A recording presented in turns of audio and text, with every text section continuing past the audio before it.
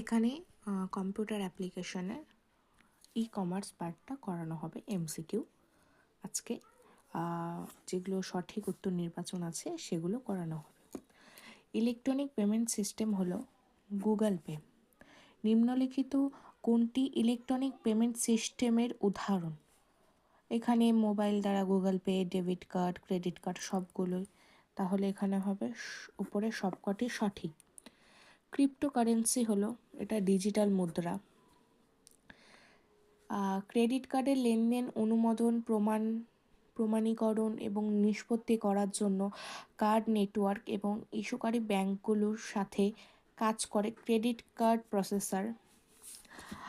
1978 সালে প্রথম dash electronic terminal telephone এবং কম্পিউটারের মিলিত সংযোগে ইলেকট্রিক ফান্ড ট্রান্সফার শুরু হয়। এটা হবে মার্কিন যুক্তরাষ্ট্রে। এনইএফটি এর সম্পূর্ণ নাম হলো national electronic fund transfer. IMPS এর সম্পূর্ণ নাম হলো ইমিডিয়েট পেমেন্ট সার্ভিস।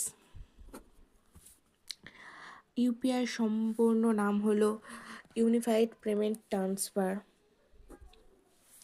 এটা থার্ড সেমিস্টারে কোশ্চেন এসেছিল এবছর।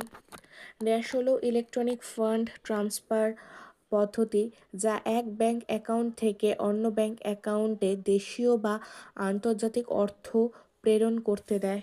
War transfer. কাগজহীন বিল হলো গ্রাহকদের লেনদেনের পরে কাগজের বিল এর পরিবর্তে বিলের একটি ইলেকট্রনিক সংস্করণ যা গ্রাহক ড্যাশের মাধ্যমে পায়, ইমেল বা মোবাইলে বার্তার মাধ্যমে পায়।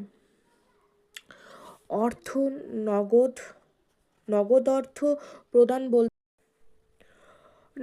অর্থ প্রদান বলতে সাধারণত কে বোঝায়? টাকা বা মুদ্রা। নগদ অর্থ বলতে যা বোঝায়। তারপর ড্যাশ দ্বারা যে কোনো পণ্য পরিষেবার জন্য অর্থ তৎক্ষণাৎ প্রাপকের অ্যাকাউন্টে প্রদান করা হয়। Google pay. ই ক্যাশ শব্দটি যে কোম্পানি দ্বারা প্রথম ব্যবহৃত হয়েছিল তার নাম ডিজি ক্যাশ। ড্যাশ হলো ইলেকট্রনিক মার্কেটিংয়ের একটি উল্লেখযোগ্য উদাহরণ। এটা হবে কন্টেন্ট মার্কেটিং।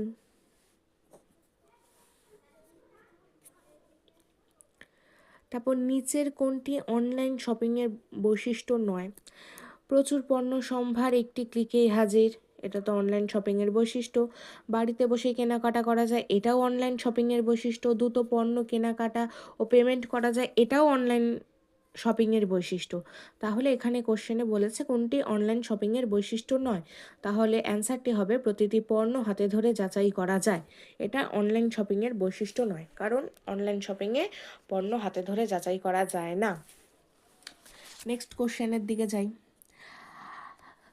ট্র্যাডিশনাল বিজনেস স্থাপন করতে নিচের কোনটি প্রয়োজনীয় নয়? দোকানঘর। ট্র্যাডিশনাল বিজনেস অনলাইনের মাধ্যমে। বর্তমানে ড্যাশের মাধ্যমে গ্রাহক সার্ভে দ্বারা ই কমার্স গ্রাহকদের পছন্দ অপছন্দের পণ্য উত্থাপন করা যায়। ফেসবুক। নিচের কোনটি সোশ্যাল মিডিয়া প্ল্যাটফর্ম নয়?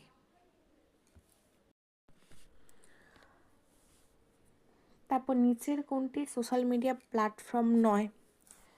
এটা হবে পেপার অ্যাড। তারপর ড্যাশ মার্কেটিংয়ের মাধ্যমে বিজ্ঞাপনে ক্লিক করলে বিজ্ঞাপনদাতারা কিছু অর্থ গ্রাহককে প্রদান করেন। এটা D. P full stop S. Dash marketing হলো এমন একটি মার্কেটিং কৌশল যেখানে কমিশনের বিনিময়ে অন্যান্য সংস্থাগুলি কোম্পানির পণ্যের প্রচার করে। এটা হবে সি। তবে নিচের কোনটি ইন্টারনেট মার্কেটিংয়ের ই চক্রের অংশ নয়? এটা ডি। পেমেন্ট প্রসিডিওর নির্ধারণ। তারপর বর্তমান অর্থহীন বিজ্ঞাপন থেকে গ্রাহকদের প্রকৃত তথ্য খুঁজে বার করতে ড্যাশের প্রয়োজন ই কমার্সের ব্যক্তিগতকরণ।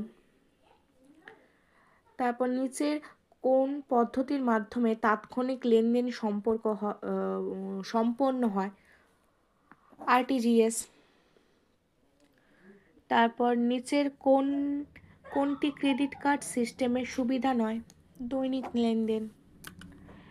ড্যাশ হলো বিশ্বের সেরা কোম্পানিগুলির মধ্যে একটি, যারা ই কমার্স ব্যক্তিগতকরণের জন্য ব্যাপক বিনিয়োগ করেছে। আমাজন। তাহলে আজকে আমাদের শেষ হলো 25টি এমসিকিউ। তো ভালো লাগলে লাইক, শেয়ার অ্যান্ড কমেন্ট করবে।